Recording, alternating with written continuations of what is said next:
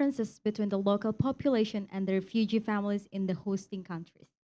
However, in some refugee hosting countries, the government provides educational and cultural courses for both sides, the local population and the refugees, to create and enhance the humanitarian bonding between people in order to keep harmony in the country. And today we are ecstatic to welcome you all on to join us for a compelling discussion on how Indonesia and the US address the issue of providing refugee assistance on today's event that we'll be having Finding Freedom Stories of Hope and Progress. But before we begin, we have here an opening remark that will be delivered by the representative of the US Embassy Jakarta. As a political officer, please welcome Pak Ted Meidhofer. Terima kasih, terima kasih. Nama saya Ted Meinhofer. Saya seorang diplomat di Kedutaan Besar Amerika Serikat di sini. Biasanya saya suka coba pakai bahasa Indonesia, tapi tidak terlalu lancar ya. Jadi ya saya pakai bahasa Inggris saja ya. It's really an honor for me today to be here to join you to observe International Refugee Day. It's a chance to recognize not only the plight um, but also the courage of refugees around the world today. Um, I think it's safe to say that people of Indonesia know more than a lot of other people how unexpected disasters or events can disrupt lives and cause people to flee for safety.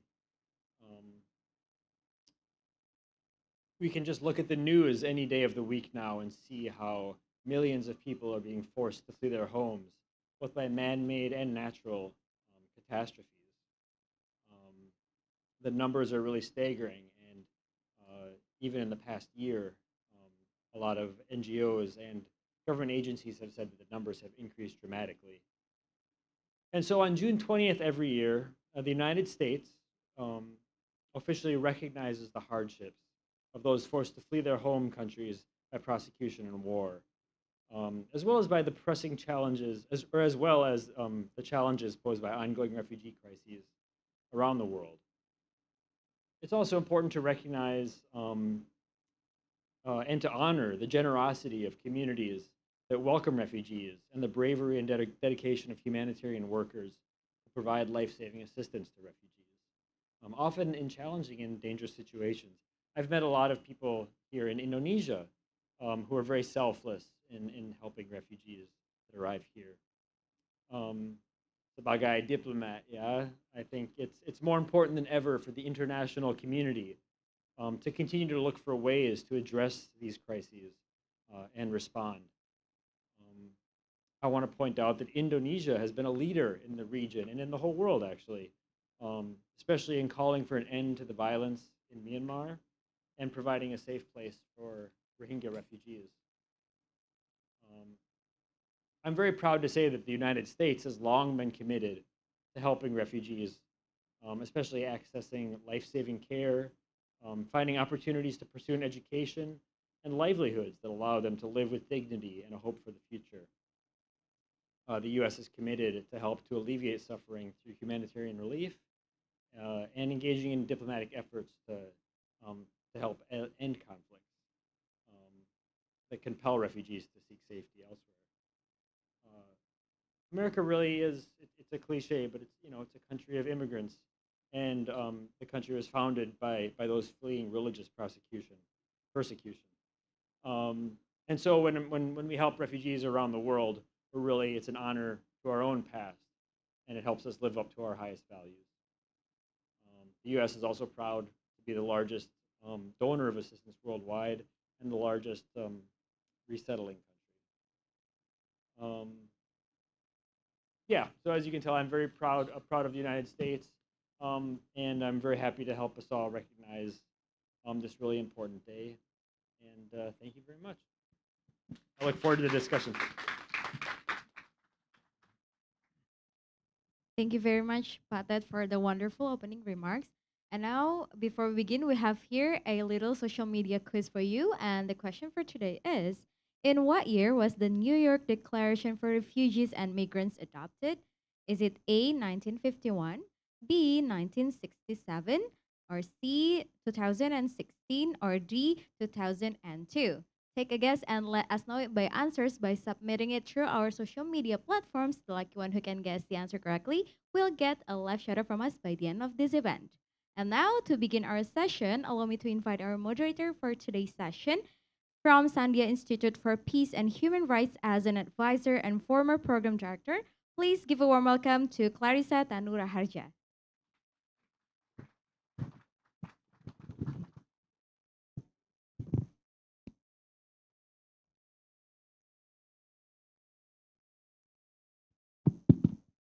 Hello, good evening, everyone. Thank you for everyone here who have joined us offline, and also everyone who has been joining us online as well. Thank you for coming to At America event today to share stories, to hear about finding freedom, stories, of hope, and progress. To also we listen and discuss together how together we can help to advocate to help the rights and protections of refugees. Before we started to hear amazing stories from our panelists, we would like to start and play a game Kahoot with all of you. So you can scan the QR code here or enter the game pin here 1748761 and join us together to test your knowledge. How far is your knowledge about refugees and asylum seeker? So let's move on the first question, shall we? Okay. Okay. So, oh, everyone has been joining online. I can see that Bayan, Danny, Nikki, Marina, thank you for joining. So the first question is that what is the primary role of the UNHCR or United Nations High Commissioner for Refugees in the global refugee crisis? So you can choose your options. So A is to providing financial assistance to refugees, B facilitating refugee resettlement programs, or C offering legal support and protection to refugees, or D coordinating humanitarian aid for refugees. So please input your answer and we shall see. Okay, let's see. Four answers, five, just take a guess.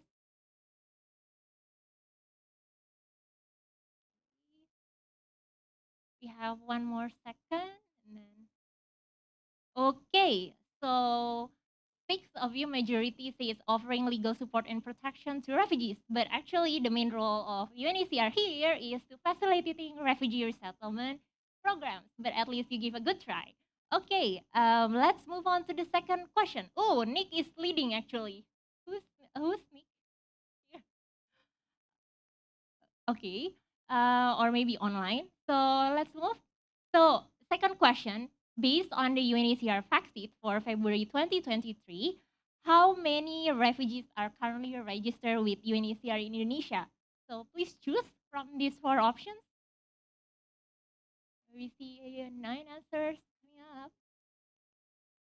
So there are 12,710, 9,378, 3,422, and 1,299. So, okay. So most of you got it right. There are 12,700 refugees registered with UNHCR in Indonesia. Okay. Let's see the scoreboard. Nick still leading. Second is H, and the third one is H. Okay. Moving on to the third question. What legal framework has Indonesia enacted to provide access and temporary protection for refugees? Is it 1951 Refugee Convention, 2016 Comprehensive National Refugee Law, or 1967 Protocol, or 2011 Immigration Law? Please put your answers.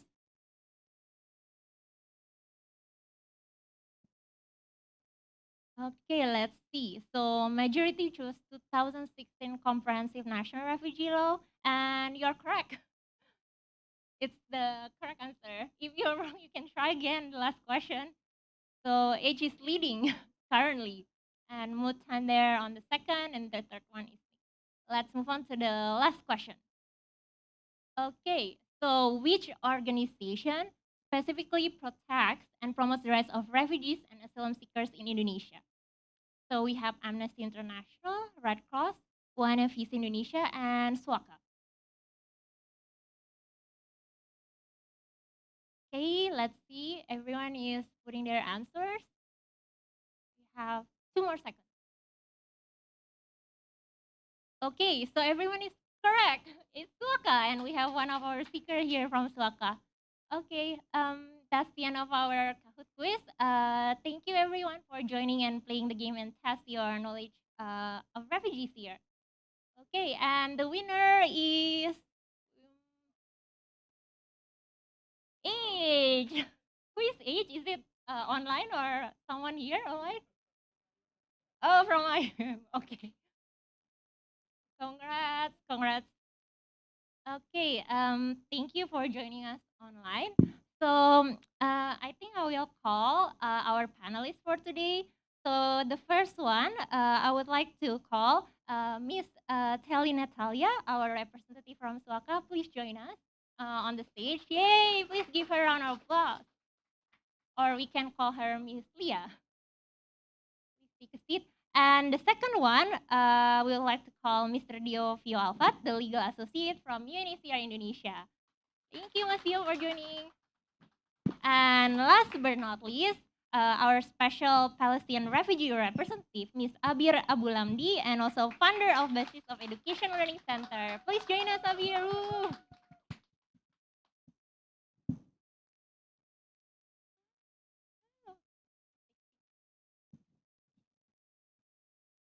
Okay, so we all have our three amazing panelists here.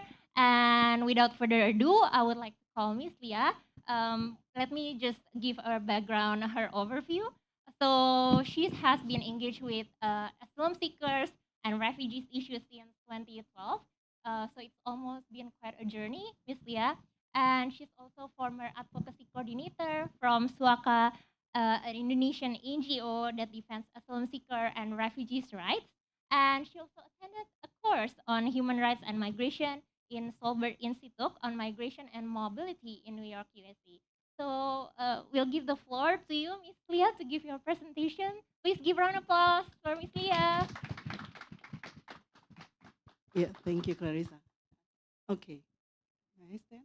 Yeah, please go Which ahead. one is The better? floor is yours. So, good afternoon, everyone, and thank you for joining us and this afternoon. Yeah. So my presentation started with the questions: how does Indonesia handle asylum seekers and refugees? And let's start. So how many of you, I believe many of you here engage with refugee in daily basis, right? Oh no, okay.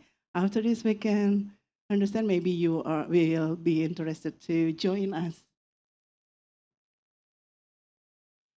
This is the basic facts. We just play the games today, and you are correct. One of the questions was, how many asylum seekers right now registered at the UNHCR? This is, I was mistaken saying April, supposed to be February, around 12,700, and around 7,000 of them are now under IOM support. This is correct, yeah, from IOM. This is I got yesterday also from another roadshow. And around 3,400 of them, they are children.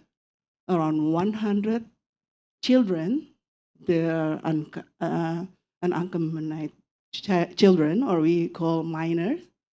And most refugees, they are coming from several countries. Maybe UNHCR will explain. My colleague Dio here will explain. But the most from this 12,700, mostly from Afghanistan. Number second place is stayed by refugees from Somalia, Myanmar, and others. So there are two categories for what's so-called refugees in general, but actually we acknowledge them in two categories.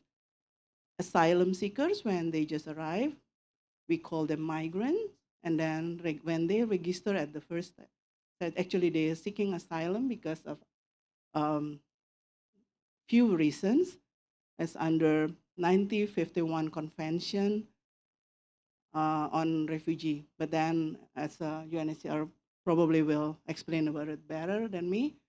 And then Myanmar, maybe for Indonesia, mostly we understand about refugee, we may be aware about Rohingya refugees. They are from Myanmar. This is number 3. And from other countries for sure. If I'm not mistaken, it's about from 50 countries right now in Indonesia. And then speaking about asylum seekers and refugees, for sure, why they have to stay here, any legal framework support them to stay here. Indonesia is non-party to Convention 1951. So Indonesia is actually not the country that can accept asylum seekers or refugees as the new country for staying.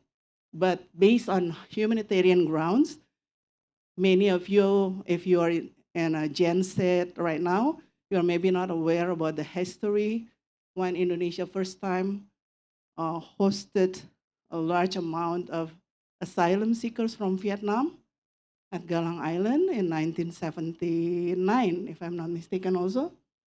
That's the start. But actually, legal framework or legal instruments applied in Indonesia, it's including our constitution. The Constitution 1951, if you may say, everyone, in Article 28A, every person shall have the right to live and to defend his or her life and existence. So basically, the Constitution of Indonesia granted this, despite Indonesia is non-party to convention, even Indonesia is not ratified the protocol 1967.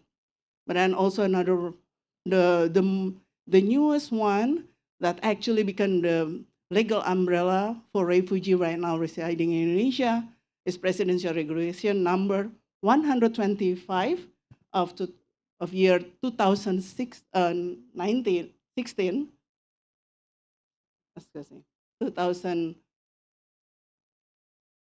and it's about handling foreign refugees. It's under Jokowi presidency. This is the more important one. And then another things, this is the new one that also will be important and I highlight. It's a Secretary General of the Education Ministry circular letter in 2019 about education for children refugees in Indonesia. Indonesia, despite of without ratification of Convention on Refugee, Indonesia has ratified a number of international conventions, including human rights and children's rights. This is the new one about the children's rights. And then after that, there is the circular letter related with education for children refugees. It was issued. So we have a legal umbrella, Presidential Regulation number 125, year 2016. But how about the implementation?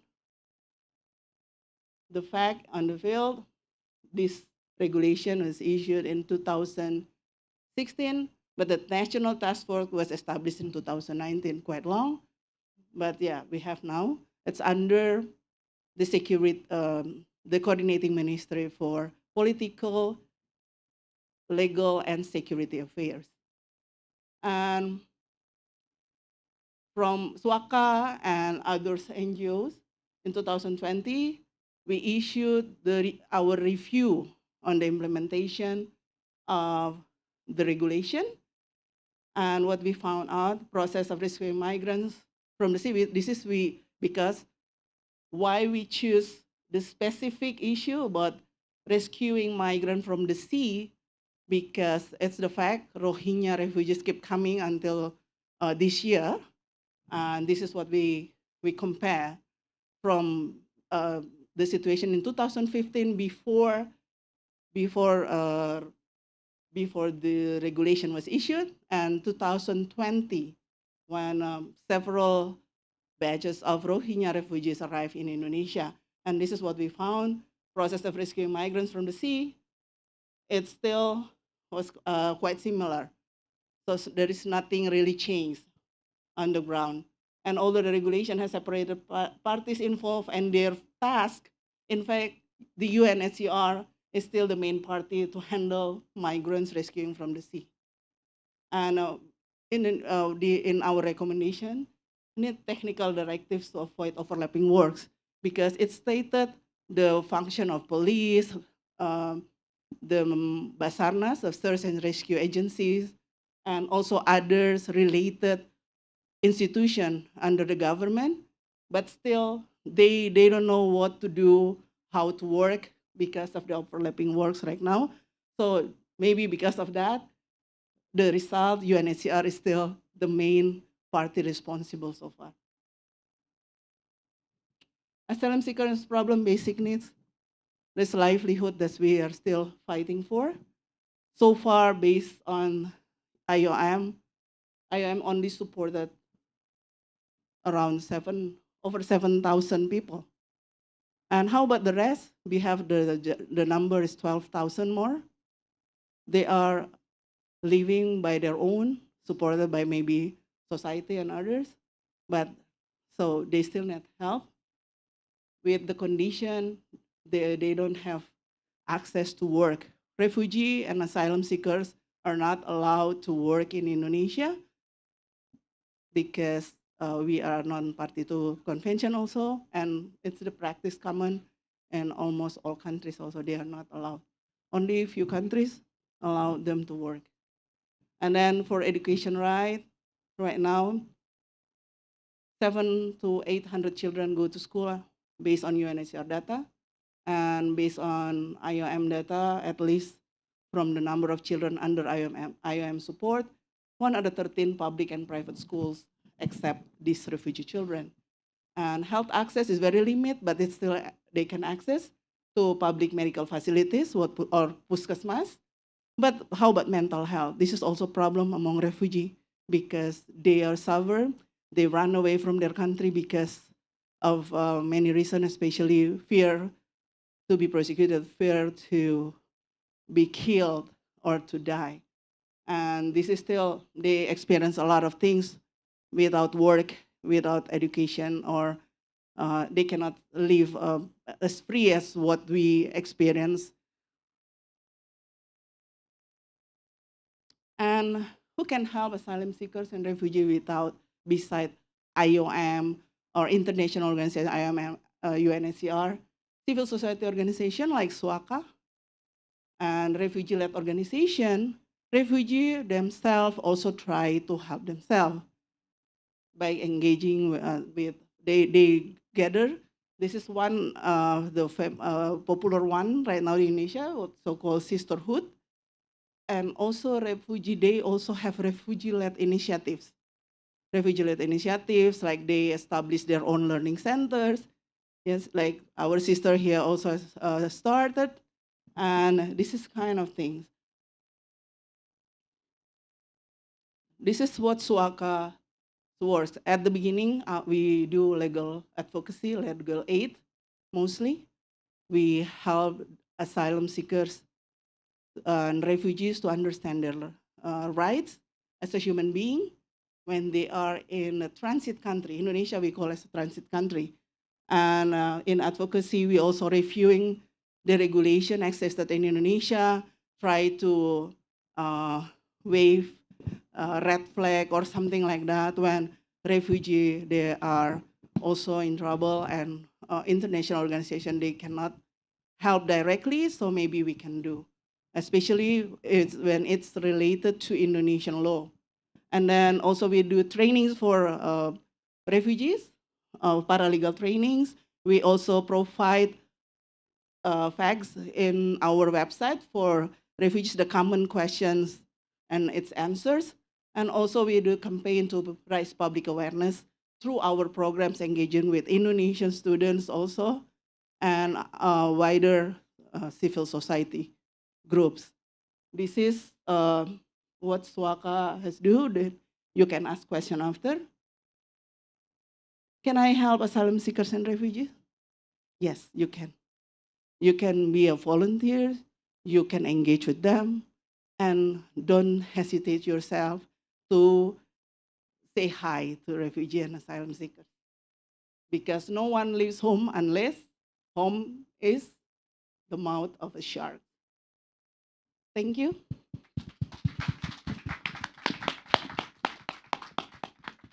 Thank you so much, Miss Leah, for sharing Suaka's work and perspective and the legal framework, how we understand better the situation in Indonesia for refugees. So our second speaker is Mr. Diovio Alfat. He's the legal associate from UNHCR. Beside that, let us share some background of his work. He is also the founder for Sunday Institute for Peace and Human Rights. He's the founder for Climate Institute Indonesia, and he is the recipient of the 2018 Global Emerging Young Leaders Award by the U.S. Department of the State. So, Mr. Dio, the floor is yours. Thank you. Good afternoon, everyone. My name is Diovio Alfat. I'm currently serving as the legal associate of United Nations High Commissioner for Refugees, Country Office, Indonesia.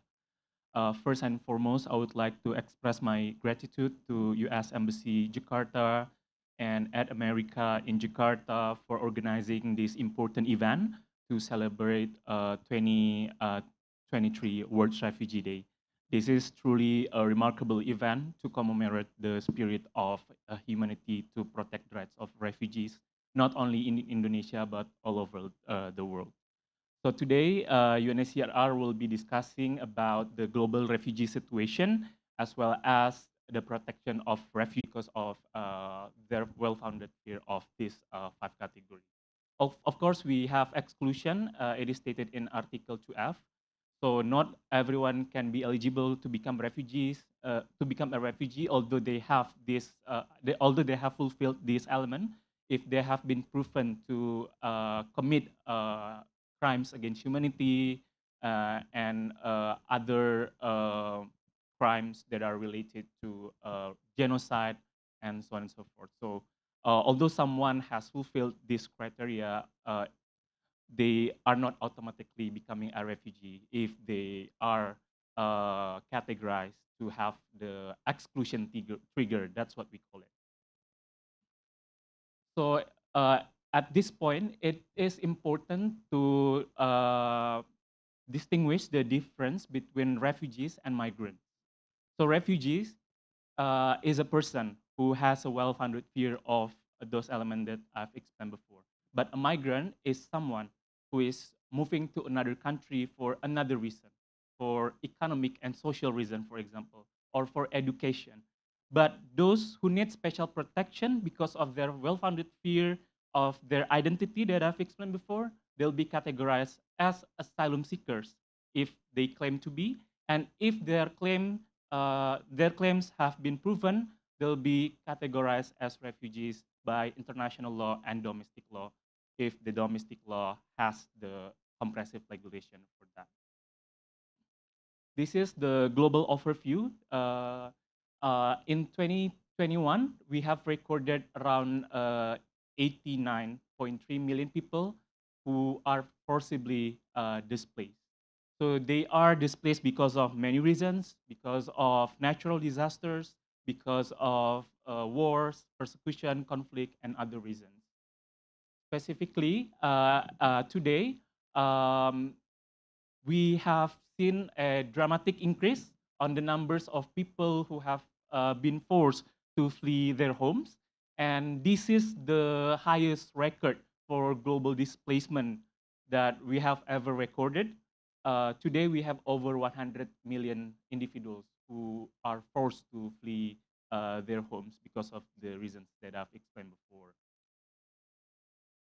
So specifically for refugees, at this point, we have recorded around 29.1 million refugees globally. And we have also recorded, in addition to that, around 53 million internally displaced person or IDP. So internally displaced person and refugees are two different categories because of the territory of the area that they are in at this point.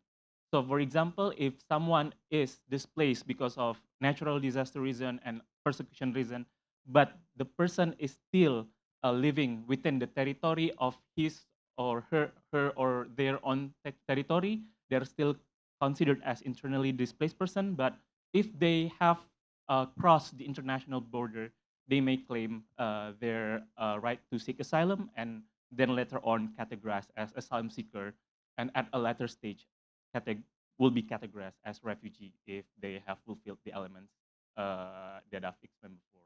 So this is the majority of the countries who have been hosting refugees and internally displaced persons. So we have this is the countries that have most people to flee their home. So the first one we have recorded 6.8 million people refugees from Syria. We have 4.6 million people from Venezuela, 2.7 million from Afghanistan, 2.4 million people fleeing South Sudan at this point, and 1.2 million people fleeing Myanmar, and they are mostly now seeking asylum in Bangladesh. So this is the basis on how UNHCR operates. The main international law that we adhere to is the 1951 Refugee Convention. We call it 1951 Convention on Status of Refugees. And then later on, we have 1967 additional protocol. So UNHCR was initially founded in 1950 based on the Statute of UNHCR. UNHCR is a UN body under General Assembly, ECOSOC, that's been mandated for the protection of asylum seekers and refugees after World War II. So at that point, UNHCR was only mandated to handle refugees who were fleeing Europe. But then later on 1967 protocol, the territory of UNHCR's mandate was expanded to globally. And at the General Assembly Resolution 2003, finally UNHCR has been given mandate to serve for refugees be with indefinite time. Because at that time, previously, based on international law, we were tasked to resolve refugee issues only within certain amount of time. But then again, due to the current crisis that we have and the record number of the people fleeing their homes globally, our mandate was changed to indefinite time. So hopefully we will resolve refugee issue globally soon. But at this point, we predict that the situation will get worse. So these are the basic assistance that UNHCR is currently providing to asylum seekers, refugees, stateless persons across the globe, and also IDPs within certain contexts. The first one is to ensure the right to asylum, meaning that UNHCR is working to support the government to ensure that people fleeing their homes because of persecution based on identities are protected in the host country, in the country of asylum. So this is the main function of UNHCR. And then we would like to also encourage and support the government to provide safe access for them when they are fleeing their homes to seek safety in the country of asylum. We would like to also to ensure that the governments across the globe, including Indonesia, to have no pushback policy when the refugees are coming to Indonesia, no discrimination, and provide human treatment. So resettlement is not UNHCR's mandate, actually. It is not stated in 1951 Refugee Convention, and it is not stated in the UNHCR statute on 1950 and 1951. So overall, I can also explain the UNHCR mandate later on, but these are the protection principles that I would like to explore further with you all today. In providing, in providing protection for these rights, UNHCR is supporting the government to ensure that three legal protection principles are implemented correctly. The first one is non-refoulement principle. Non-refoulement principles is a principle that guarantees the right of refugees or asylum seekers to not be returned or deported to the country of origin because of their intention of seeking asylum in the country of asylum. So this is uh, the main function of UNHCR in providing uh, access to the right to seek asylum and safe access to the right to seek asylum. This is a principle that is very important for refugees and asylum seekers all over the globe. Because without the implementation of this principle, millions of refugees will not be able to be protected. This principle is a customary international law, meaning that all countries shall adhere to this principle, regardless their own domestic law, because it has the characteristic of jus cogens, meaning that this is acceptable international practice, and all countries should implement it as a law. Second one is non-penalization.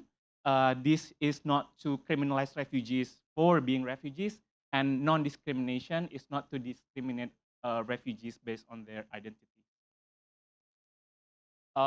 This is based on the Universal Declaration of Human Rights. Besides this, we also have international human rights convention that have been ratified also by Indonesia for the protection of refugee, like Convention on the Rights of the Children, ICCPR, Convention on the Elimination of Racial Discrimination, Protection of Women, and so on and so forth. This is the mandate of the UNHCR. This is the last slide that I'll show you for today. So the main function of UNHCR is to support government in providing international protection for refugees. So UNHCR is not the main party or duty holder for the protection of refugees, but it is the duty of the state to protect individuals who are seeking asylum in the country of asylum. UNHCR's function is to support them in providing international protection. Also, UNHCR is mandated to find durable solutions such as resettlement, uh, voluntary repatriation, as well as reintegration. And we also have complementary pathways in which refugees can be transferred to the third countries by attending universities and attending companies who are sponsoring them in the third countries. And also we have other solutions such as family integration in the third countries. UNHCR is also mandated to provide international refugee law awareness. We also have the mandate to protect stateless person, those who don't have national identity, and then we are also mandated to protect internally displaced person when it is asked by the government.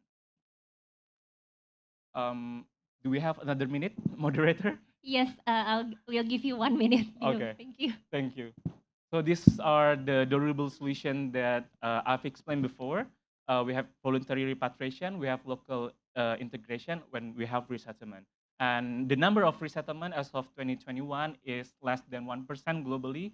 So this is very limited, and this is very important for us to find comprehensive solution or other solution, such as advocating for refugee environment in the host country, providing access to education and vocational training, and providing advocacy for reunification with refugee families in the third countries, and other complementary pathways such as family reunification, that or sponsorship, education, and labor mobility. So this is Global Compact on Refugees that was signed by the member states on 2019. Uh, that is focusing on cooperation and solidarity, burden sharing, as well as empowering the refugees and providing peaceful coexistence. And it is also in line with sustainable development goals, particularly in the point of inclusion and collaboration to address global refugee issue. I think because of the limited time, I'll just share the current data that we can share externally based on our statistic on March 2023. Currently, there are 12,881 individuals registered with UNHCR Indonesia. Around 9,000 of them have been granted status as refugees, and around 3,000 are still asylum seekers. These are the locations of persons who are registered with UNHCR, and this is this is a way to really advocate for refugees, is focusing on enabling environment for empowerment of refugees. So one of the solution that we're currently advocating for is to really empower refugees in the country of asylum, particularly transit countries, because of the limited quota for resettlement. So if the refugees are empowered, they will find more avenues to find alternative solutions. I think that's all from my side, and I apologize for being over time. Thank you. Let's give round of applause to Mr. Dio. So thank you very much to Mr. Dio, who already highlighted the protection principles for refugees and sharing the UNHCR mandate and the ways we can advocate for refugees. Last but not least, let's call on Mr. Abir Abdulamni, our Palestinian refugee representative. He's the founder and community leader for Basis of Education Learning Center, and she's our woman refugee representative for the Arabian refugees in Indonesia. The floor is yours, Mr. Abir. Thank you, Risa. Thank you so much. Well, I'd like to welcome all of you. Well, welcome, and I'm really appreciate and admired your passion to be here. The time you're giving, it's not easy, and I would like to welcome all of you and thanking you for being here today to stand and to understand, to getting a better understanding for refugee position in Indonesia. I'm here to talk about two things today. First point, which is my experience as a refugee representative, as Ms. Risa introducing me as a Palestinian refugee representative. I'm working in this field since 2 years ago, and I'm interacting many experience with my community. Refugee community is one of the most community, let's say, suffering out of many circumstance, which is out of their order, or it's out of our orders. Being a refugee, it's not, let's say, it's not a thing to have, or it's not an easy thing to handle it. It's a huge situation, and it's important to highlight this category of the social, our social. The thing is, once we became a refugee, we're facing many challenges, especially here in Indonesia, as they have told you before, that Indonesia didn't sign the Genevan Declaration 1951. And this giving us, as a refugee, endless regulation and limitation. One of those limitation is being unable to use our human rights, the regular rights. We're away from our home, away from our families, away from our countries or our regular life that we use to face it day by day. Here in Indonesia, here in Indonesia, we're facing a different culture away from us. Refugee community came and stand to each other with many and powerful human beings, different ways, different culture, different backgrounds. After all, we stand to each other. We try to build a thing here to reach at least our basic needs. Daily, we facing this challenge, day by day. Challenging, starting from the basic needs up to our human rights. And to reach a point, to reach the second point, which is that we are human after all, and we have a right, we have kids, and we have to stand uh, to our life, and it should be go smoothly because we already suffered a way and another, everyone and everywhere. To become a refugee, it's not an easy thing, and we before we realize this status and the regulation with came with this status, we just facing more problem or deeper problem goes to our rights and goes to our lives, affected everywhere, mentally healthy, mentally and healthy, and education everywhere. As you know, we have limitation access for service, general service everywhere. The thing here that we try to stand as a community to each other and have each other back. In terms to assist our people or to help them or to guide them, it's not an easy mission, or it's not a kind of happy or joyful job. You can imagine that daily we might listen to at least a number less than 100 of problem comes from other people, and we have to listen them and at least afford them an ear to listen and hand to help and assess them and to guide them to other ways they can stand to themselves. Here in Indonesia, we as a refugee are limited from getting a proper education. And we can see that the learning center play the first role, just like as Roshan,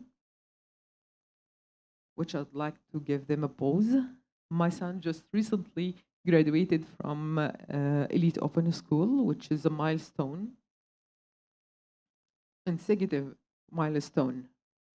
And as you see in the statics, there is many other of my son, and they have no chance to get to reach this centers because of the capacity of the center, of because of the limitation of speaking English ability or other ways. A lot of limitation here and there and everywhere. One of them, accessibility, age, language barrier, a lot of stuff. Here is our team, Bayan, Muqtadar, and Muntatar, which I'm proudly would like to introduce them to you. They united to create something we call it Basis of Education Learning Center for a refugee who has limited access to any other learning center because of their age limitation or because of the English speaking ability, and they try to share the love and support and hopes to see their community in a better way. And four, they start to conduct their classes online voluntarily, and we try to assess them and help them and providing them the right program so they can their work will be more effective in our community.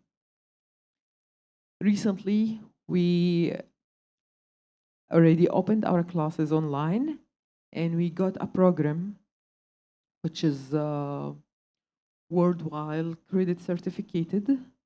If you heard about person ed skill, the bridge curriculum,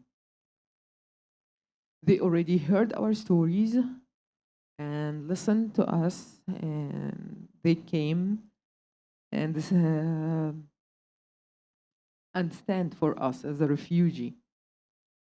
We got their attention, and they providing us with the material, resources, teacher training, and those young youth, who I'm proud to present them, stand to the community, sharing some of the love and care and kindness.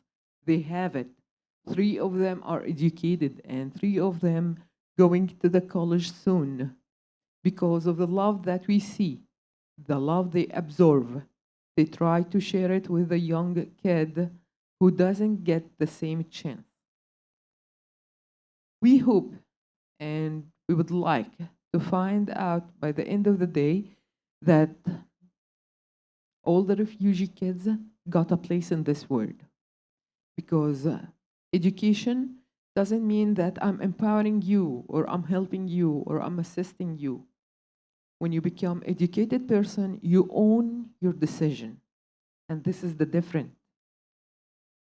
When we become a refugee, somehow or other, you can say that we already lost a huge part of us. And before we realize that we already lost this part, another issue come and raise and say, hey, you can't stand to yourself.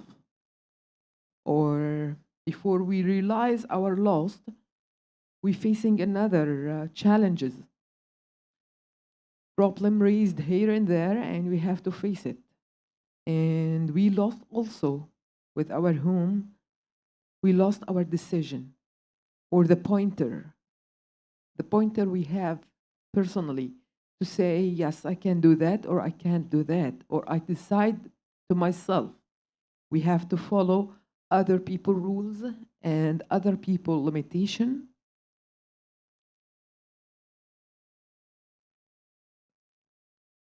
We try to stand to each other as a human being. After after all, and by the end of the day, all of us bleed red.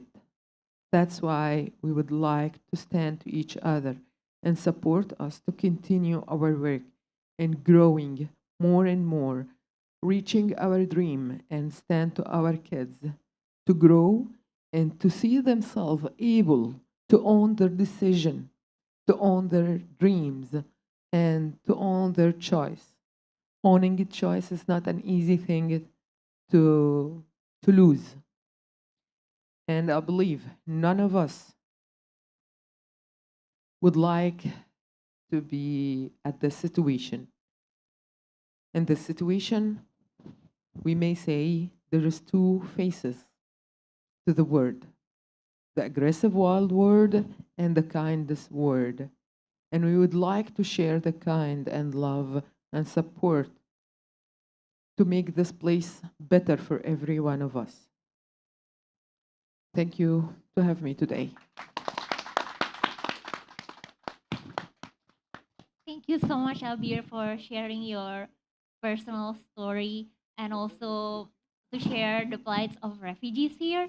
So we would like to thank our three speakers here for sharing their story and presentations. And let's all now move to the discussion session. And yes,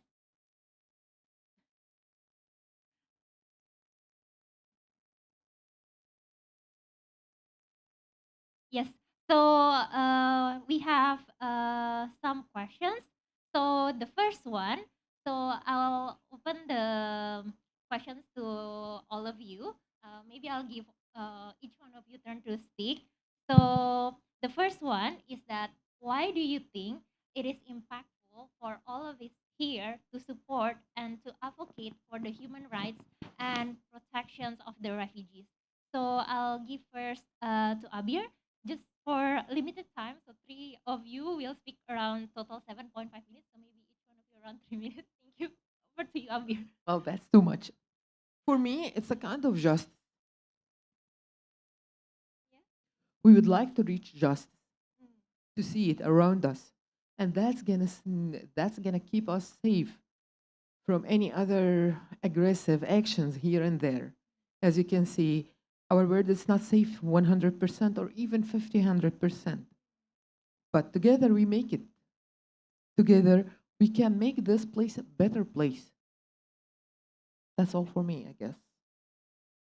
Thank you, Abir. So let's go from Abir to Dio. And Thank you for the question, Clarissa. I think for in the Indonesia's context, because the protection of refugees are governed under Indonesia's 1945 Constitution, Article 28. So the right to seek asylum is guaranteed by Indonesia's constitution, and therefore it is Indonesia's legal obligation to protect the rights of refugees in Indonesia. Besides that, we also have comprehensive human rights law on 1999, which guarantees the basic rights of everyone. That includes refugees.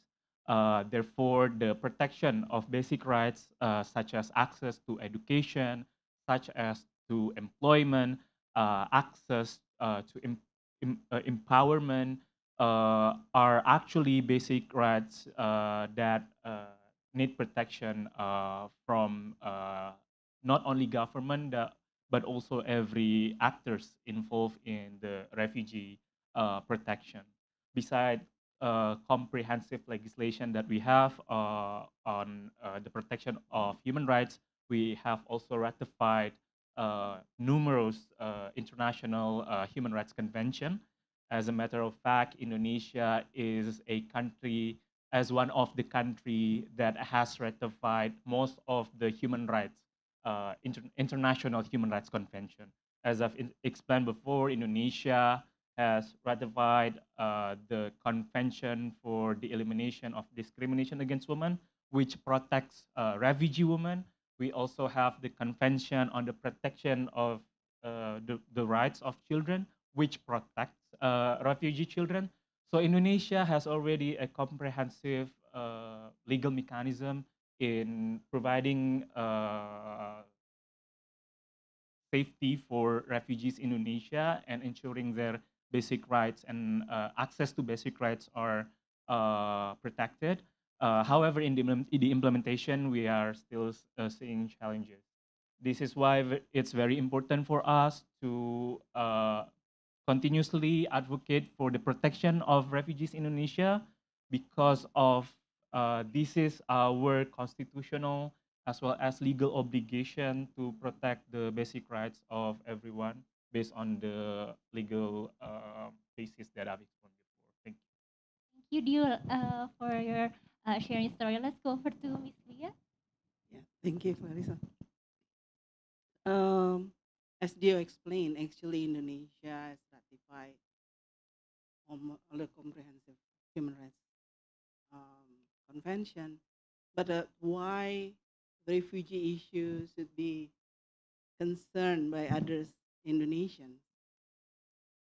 Because refugee or asylum seekers, they are also the same with us. They are human beings, first of all. And but now they are living in the situation that nobody actually expect or dream to be. It's not easy, but then when we can give our hands, everything also will be all right. What I tried to explain to others also, just see your neighbors, they have food or not, they have meal on their plate or not. As simple as that. And for those who have their capacity, like for example, to teach, to work in advocacy or understanding about legal issues, they also can join, they can help uh, our brothers, sisters, children who are now, they are living in Indonesia as their transit countries. You have to understand also that living in Indonesia as a refugee and asylum seekers, there is no certain time or certain time of period to move to another country or to get resettlement, as Dio has said, the number of resettlement is actually declining. And also, it's on what I understand is it's around only 1% chance, for even less, for refugees to be resettled in another country. So a lot of things like Sister Abra said, education is one of the important issue that we concern for refugee children and also adult refugees, because and women empowerment. So in Suaka, for example, we engage with almost all aspects. Even when our at the beginning, we only concern about advocacy or legal aid, giving legal aid. But at the end, we also engage, like for example, to empower refugees to understand their own rights when they are in Indonesia, and we try to connect refugees with other uh, community groups in Indonesia, our civil society groups. And by doing that, also actually we try to help a little bit, but it's something actually can impact. Small things can impact. It's like a vehicle. Even the small part of the vehicle is it can make the vehicle moving. So yeah, we make change from ourselves. We start from me, and if we have another me, a bunch of me, then we can impact the world to be a better place. Yeah, thank you. Thank you so much, Miss Leah. So from three of you, like I can highlight, like Abir share, it's important to give justice to all the refugees and asylum seeker here, and you also, Only for refugee, but for every other category in yes, needs. yes, every person's of concern. Yes, and also from Dio stated that it's beside a legal obligation of our government in Indonesia and also another government in the world. I think three of you, all of you share that we all, as human beings, we all have equal human rights. And like Miss Leah say that alone we can do so little, but together we can make impact together. Thank you so much. So let's move on to the second question.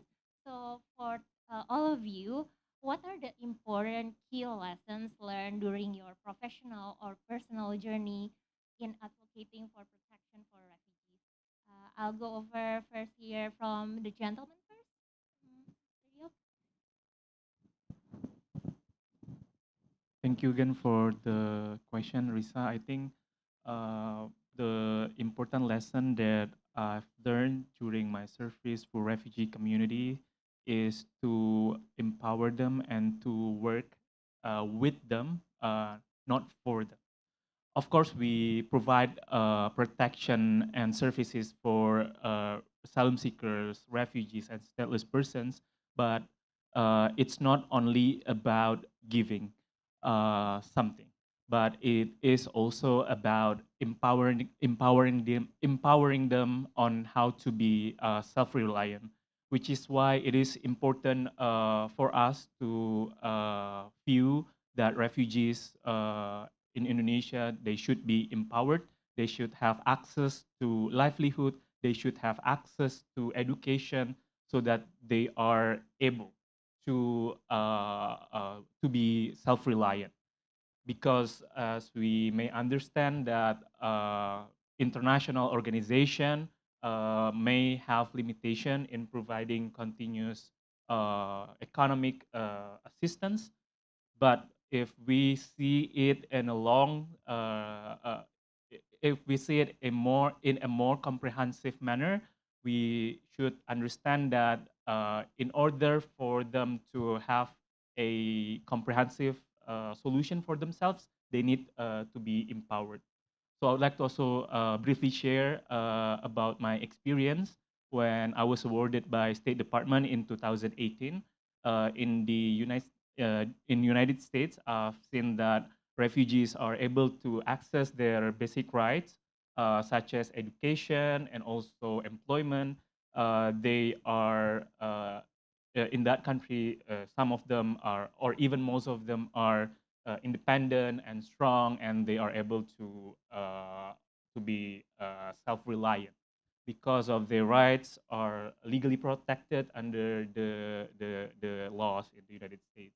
So this is the examples that I've learned personally from my experience in United States when I received the award from the State Department. So professionally speaking, from UNHCR, I think the important lesson that we have learned during our service with and for refugees uh, is actually to empower them and to work for and with them. That's the first lesson that I've learned. And second one, the personal lesson that I've learned is that when I see other countries that have ratified the refugee convention, that have legally recognized the rights of the refugees are able to be self-reliant and they are not dependent towards economic assistance or donation.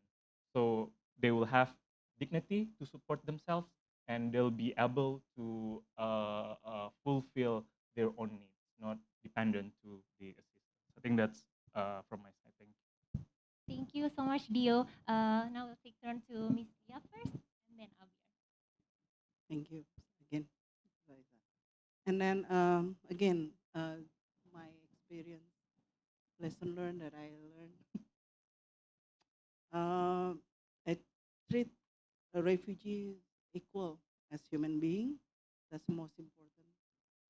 And then engage with them without prejudice. And then just help as you help your friends in daily basis. If you have friends, your family, uh, I treat them mostly as my family and contribute what you can contribute because as Dio mentioned, we really right now try to advocate for the government to give a certain regulation to allow at least refugees to earn by themselves for to support themselves by giving them opportunity to work or maybe another scheme of that the government can provide, at least like that. This is the most important because can you imagine when you cannot work, you cannot earn, then how can you eat? That's the basic things besides education and health, but that the most important thing is livelihood. That's the things that I learned, and then just meet our refugee friends without prejudice. Thank you, Miss Lia, for sharing your lessons. Please go ahead, Abir. Well, I'd like to say that for me, I can see refugee because I'm one of them. This is my community. And this is a regular community just as any other community. We facing some problems and we have our willpower and we can stand to ourselves, but we need to, let's say, guidance, let's say, a light to see where we are and how we can drive or where are we going. We need to own our decision. That's it. Thank you so much, Abir. So the summary from the lessons from three of you, like first you say that it's important to empower and to work not for, but also with refugees. Refugees here, they have a power to be self-reliant and they are agent of change. And also from Miss Leah shared that she reminding us again that refugees are all of us and we can do whatever we can to help them. And Abir also shares that the importance of community, especially for refugees. But of course, refugees cannot just work alone. We need all of us here to help together and to see the light at the Yeah, end of we the need tunnel. guidance. We need guidance. We need the light. Thank you, Abir. And last questions for today. Um, so the last questions are: what are the most inclusive ways for us and for all audience here to be supportive and to help advocate for the rights of refugees in Indonesia? So first, Abir, please go ahead.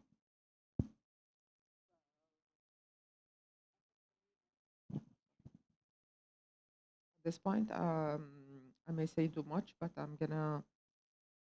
I'm going to give you some points. First of all, we have to be aware of our rights.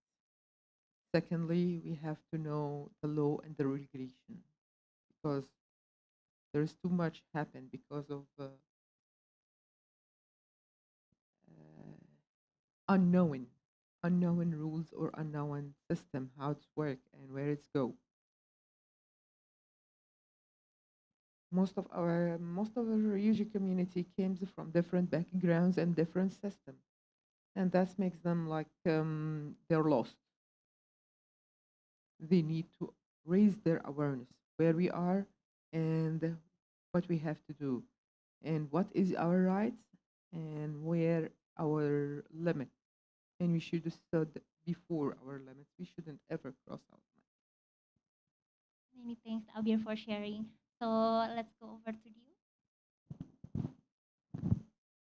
I believe that we would be able to contribute to create a positive change for the situation of refugees in Indonesia is by actively engaging in efforts for the advocacy of refugees' basic rights in Indonesia. As we have discussed before, uh, some refugees they have access to education in Indonesia, but there are large numbers of refugees who do not have basic rights of education. They cannot attend regular elementary school because of limitation. Although we have the legal platform now to allow refugees to attain basic rights for education, but on the implementation level, there are still large number of refugee children who do not have access to basic education. Not only that, after they finish their basic education, most of them still do not have access to access higher education for their university degree level. This is also a challenge that we have seen in Indonesia, and we do hope that by your active participation in advocating for their basic rights, by actively engaging with the communities, with government, and with other stakeholders, with continuous humanity messages that we give to them, I think there would be a significant policy change regarding access for education. So we understand now that they are able to access basic education, but still some of them and many of them still do not actually attend the schools, and even if they attend the schools, they do not have the certificates. So we need a more comprehensive regulation. We need more efforts from all of the actors so that their basic rights are actually fulfilled. I think your active participating in voicing out uh, uh, uh, um, the importance of fulfilling basic rights such as education would create significant policy changes in Indonesia. Thank you so much, Dio.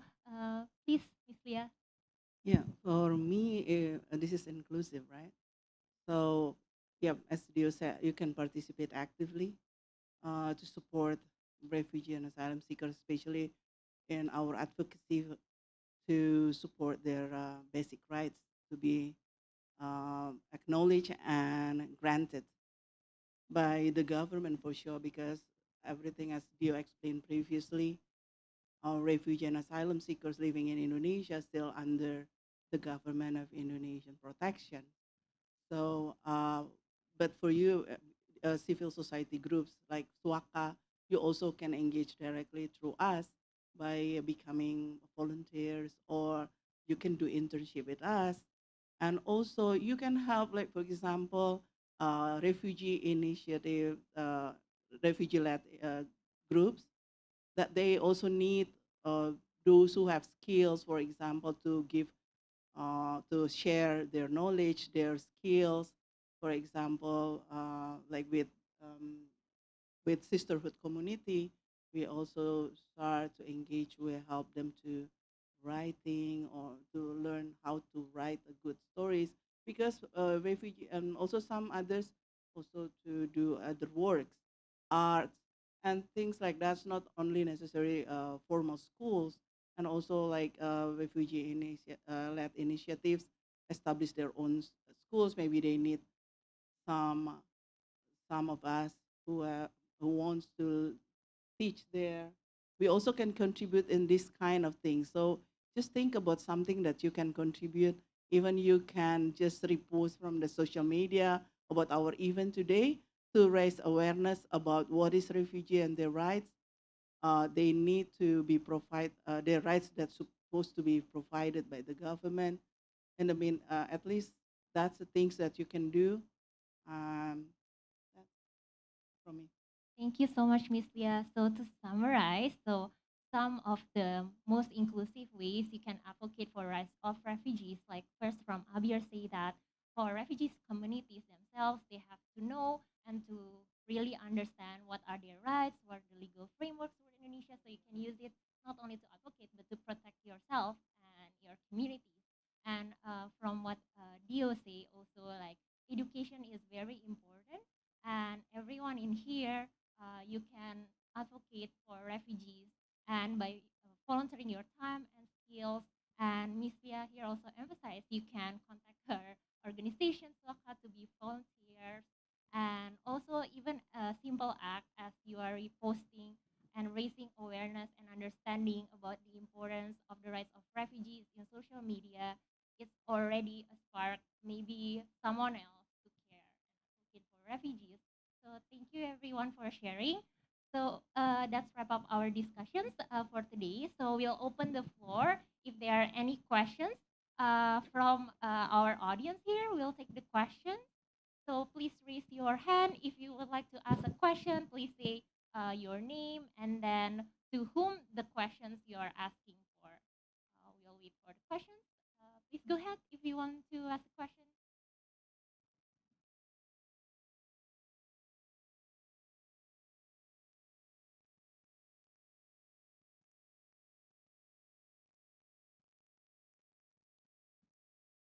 Yes, please go ahead. Please Yeah, share your name, yeah, Pak, and then where you're from and to whom the questions are for. yeah. Thank you. My name is Victor. I'm from Jakarta. My question is, do you have an example that a country in this world that serves the refugees better, provide them with uh, healthcare, education, etc.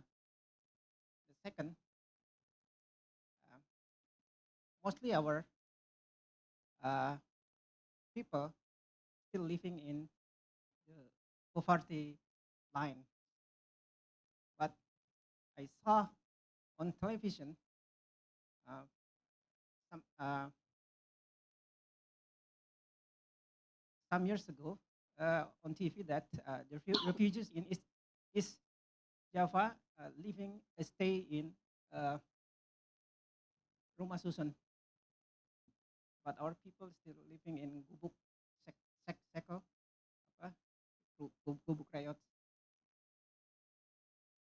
And I I read also on one of our media uh, there are exist refugees in Manado already became architect.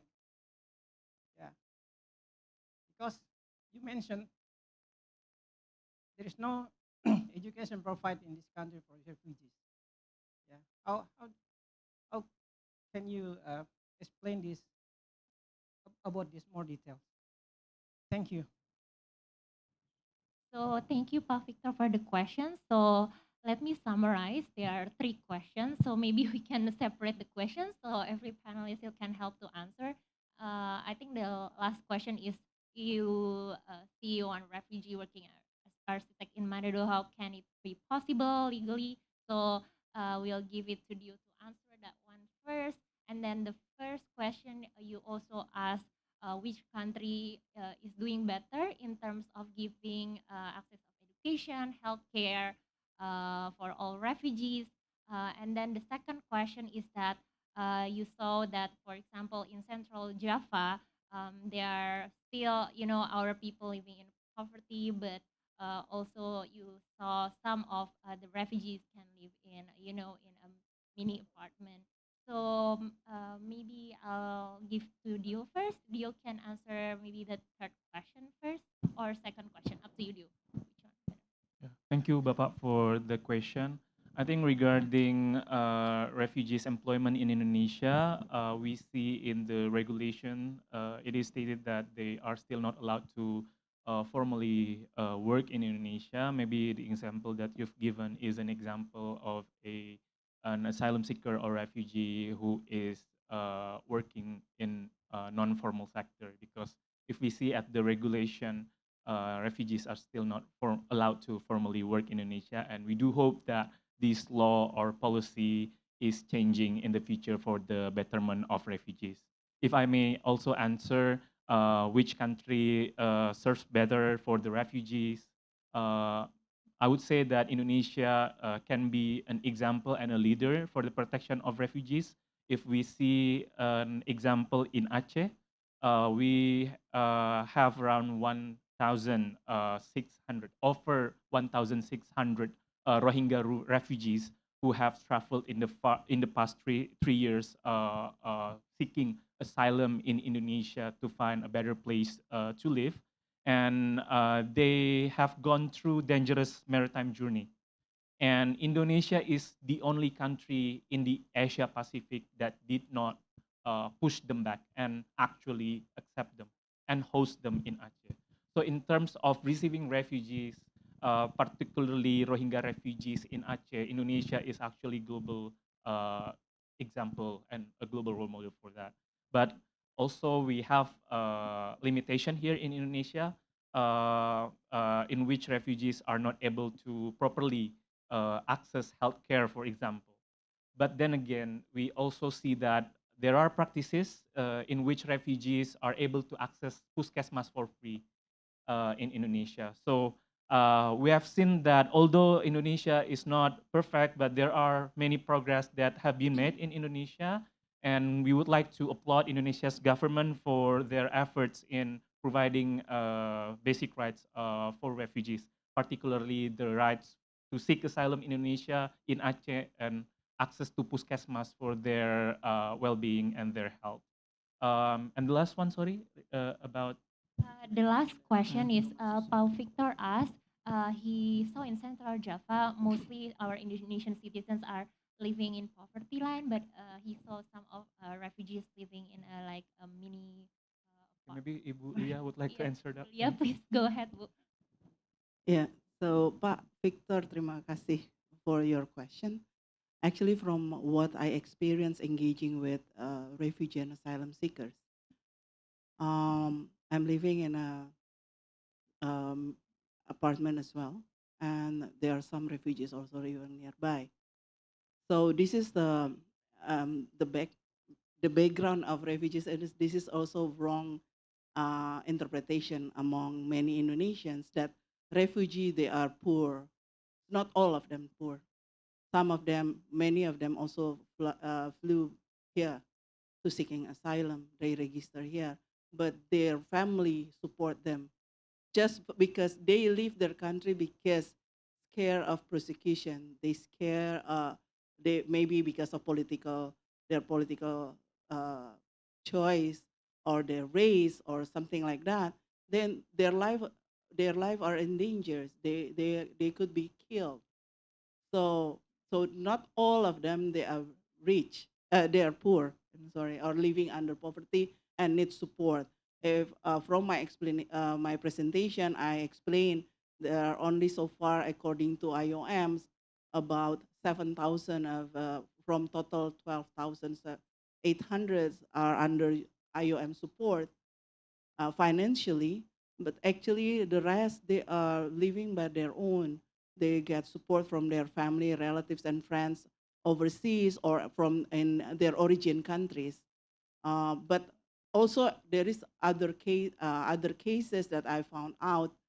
Um, some of them they live together like in 12 by 12, for example, in one small apartment unit because they don't have enough money to live there, and they don't get support from organization, international or other domestic organizations. That's why they live together, because they only have small amount of money. Then they collect together, they live together. Even I saw them living by shift. So some of them, they live, they sleep, for example, 8 hours, and then they have to wake up. Their friends that need to sleep, and they cook together. That's the way to be to be not costly for their spending, and they, they have right to stay in an apartment for sure. This is also this is not something that you cannot afford also if they can. But there's two reasons at least that I experienced. And if you are talking about education rights, in proudly I can say that Indonesia is very best example in the region about treating asylum seekers and refugees. If you compare to Thailand, Malaysia, that these countries also hosting asylum seekers and refugees, but only in Indonesia we have a legal framework, certain regulation, presidential decree or presidential regulation 2016, year 2016, about handling asylum seeker refugees in Indonesia. And other countries may, if from my experience by advocating others refugees not only in Indonesia, then I found out countries, like mostly countries under UN convention who ratify UN convention 1951 and its protocols 1967. Just for example, United Kingdom, they provide education and they allow refugees to get their job, or at least they can support, the government support them directly. It's not under IOM or UNHCR anymore, but directly by the country who is the part, who are the parties to the convention. Thank you. Thank you, Miss Lia. So before we close this answer to this question, I would like to ask Abir. Abir, do you have something to add or any last messages? I just would like to highlight that being a refugee or asylum seeker doesn't mean that you are homeless. And I'd like to highlight also that there is other culture in this world. You're living in this side of the world. Other people on other sides has another culture. For example, in our country, we don't have something, we call it koskoson. It's a new for us, either to rent or to own your property. Or may even if you want to go to have some fun during any journey, you may go to hotel, but there is nothing called koskoson. So somehow there is something we call it culture or background also judge our or controlling our actions.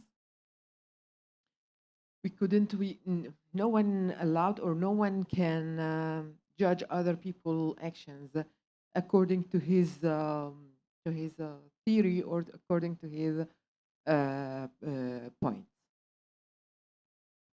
Thank you so much, Abir. So to summarize all of your answers to Pak Victor's question, so yeah, Indonesia is one of leading countries in providing protection for refugees, like handling Rohingya refugees in Aceh. You say we are in the best, the one that handling in Asia Pacific region. And Miss Lia also say that, of course, not every refugees, came from they came from different economic backgrounds, but all we can do is that to be more open-minded and to be inclusive towards them. And like Abir say, every refugees and asylum seekers that come here, of course, they must to adjust, reintegrate again with different social and cultural backgrounds. And as human being, we should not discriminate them. And like the theme of World Refugee Day 2020-30 this year, we should help to create home away, hope away, give hope away from home, and create a home away from home. To all of them, we can be friends to them, and each of us here can play a part. And sharing even like small positive action can lead to a big impact. So thank you everyone. Thank you to Abir, Dio, and Miss Leah for answering all the questions and sharing your amazing insights. So here I'm signing off, Risa as the moderator, and I'll give it over to Miss Hasna to lead over the event. All right, can we give another round of applause to all amazing speakers along with our lovely moderator? Thank you so much, everyone, for today's very insightful session, and thank you for sharing your personal experience. And we, each of us, has a vital role to tackle this issue. So let's continue to empower each other because refugee rights are human rights and empowered people empower. So earlier in this event, we asked the audience a question, if you remember, and the question was, in what year was the New York Declaration for Refugees and Migrants adopted? And the correct answer to that is C, 2016. Shout out to today's lucky one, to Nafaya Nurshabila from YouTube for answering correctly. Thank you so much, everyone, for participating in our question of the day. Don't forget to tune next time and catch a chance to get a live shout out from us. You can also develop more brilliant ideas with a platform like this by simply visiting our website at www.atmerica.or.id. You can submit your event ideas and we will make it for you. Also, if you found this event insightful, you can also stay tuned to our updates by following our social media platforms. We are on Instagram, Facebook, and Twitter at AT America. Also, you can rewatch our events through our YouTube channel at AT America. With that, thank you so much again, everyone, for joining us today. My name is Hasna. See you on the next At America event. Bye bye, everybody.